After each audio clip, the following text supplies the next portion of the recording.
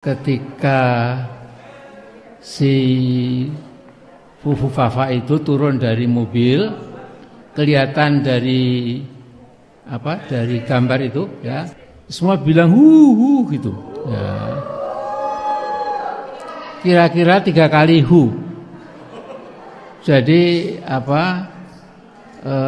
mereka betul-betul sesungguhnya menunjukkan spontan betapa muaknya para rakyat itu terhadap si pemilik akun Fufu Fafa ini. Welcome to your channel QNC, berdiri kokoh di tengah.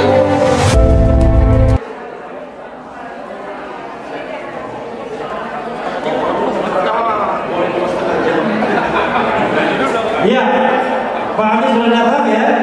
Tolong berapa kita hikmat mendengarkan dari Ketua MPR tahun 2009 sampai dengan 2004. Amin ya? 1999 sampai 2004. Calon presiden juga.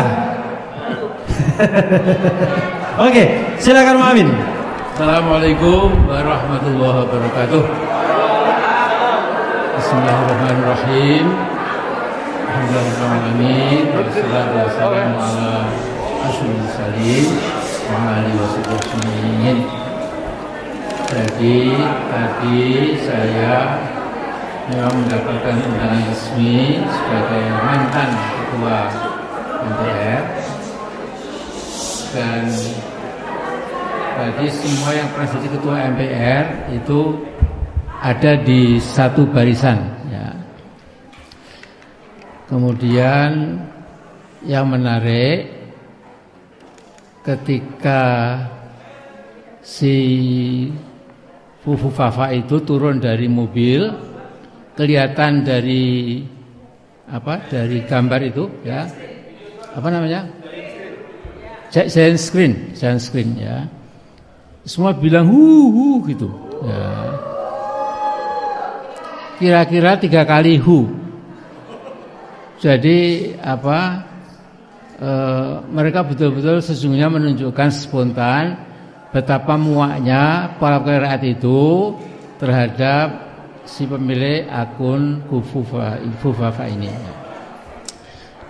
Nah, kemudian saya memang sengaja menekuni dan mencermati pidatonya Pak Prabowo yang memang kelewat panjang ya, sehingga kira-kira 30 menit lebih panjang dari yang sebelumnya.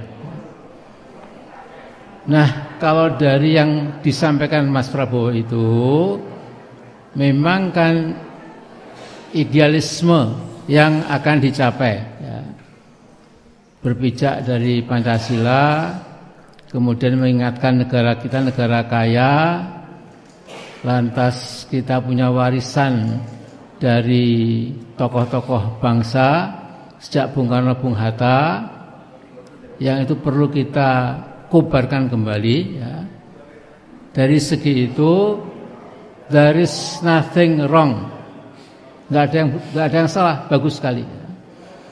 Bahkan Pak Prabowo mengagetkan karena hafal kita semua akan bangun Indonesia menjadi baldatun thayyibatun wa rabbun ghafur itu ya.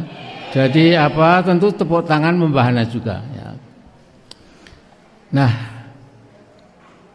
kemudian ya dia memang harus memuji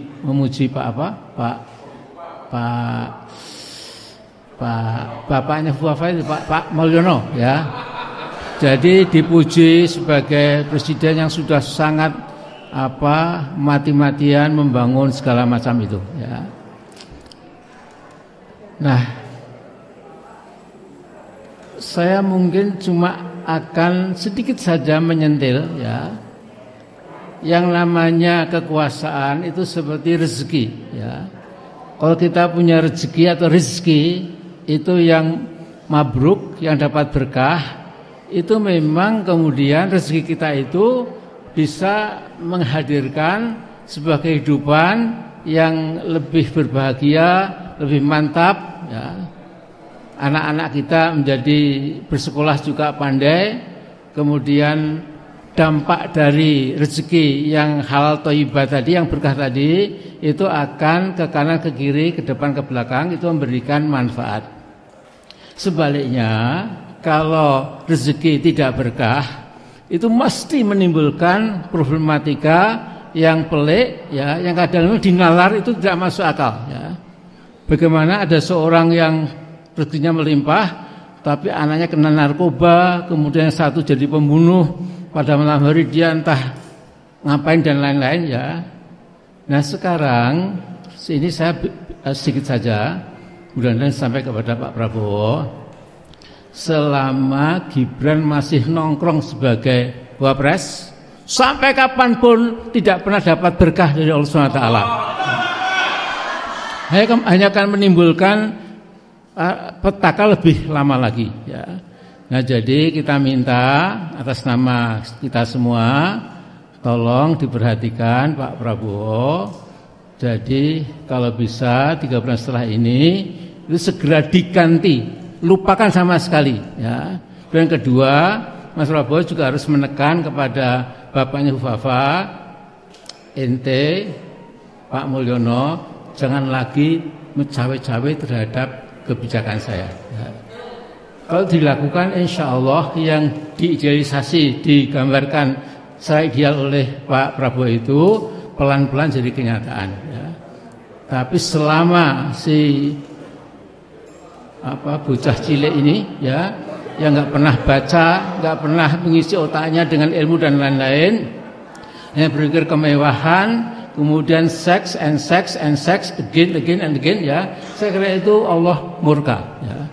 Nah, jadi saya kira itu saja, ya, supaya kalau nanti didengar kita pesan dari Amin Rais bersama kita semua, bersama yang lain-lain tentu lebih canggih lagi. Jadi ini, jadi masalahnya sederhana, Prabowo, are you going to keep up, ya, to keep your stupid and crazy and insane and lunatic vice president as your vice president? If you do that, and then insyaAllah you will collapse sooner or later, or sooner rather than later. Assalamualaikum warahmatullahi wabarakatuh.